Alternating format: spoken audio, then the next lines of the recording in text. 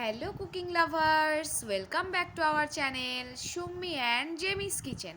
আজকে আমাদের রেসিপি হলো সজিনা ফুলের বড়া।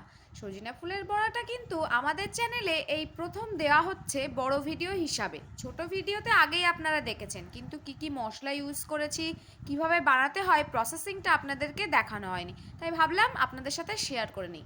আমরা এর মধ্যে কিছু কুচানো জিনিসপত্র দিয়ে দিয়েছি। তার মধ্যে আছে পেঁয়াজ কুচি, একটু সুইট কর্ন, একটু কাঁচা লঙ্কা আর একটু কাঁচা রসুন টুকরো টুকরো করে দিয়েছি।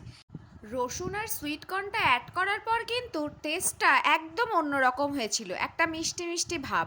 সবাই বলে সজিনা ফুল নাকি একটু তেতো তেতো লাগে, তো এই দুটো যখন আমি অ্যাড করেছি আর তার সাথে তো অনেক রকম সস অ্যাড করেছি, soya sauce, red chilli sauce আর একটু দিয়ে নিয়েছিলাম টমেটো সস।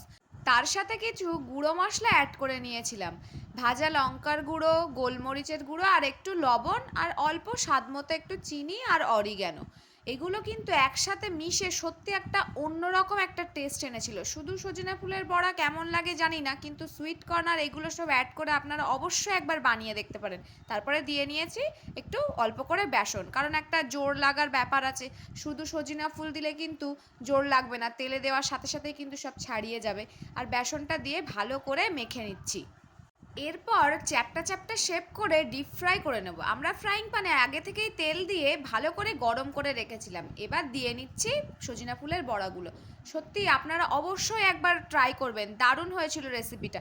ভিডিওটা যদি ভালো লেগে থাকে অবশ্যই like, comment, share and subscribe করে দেবেন। আর নতুন নতুন ভিডিও দেখতে অবশ্যই আমাদের চ্যানেলটাকে ফলো করুন আর আমাদের পাশে থাকুন। Thank you so much everyone.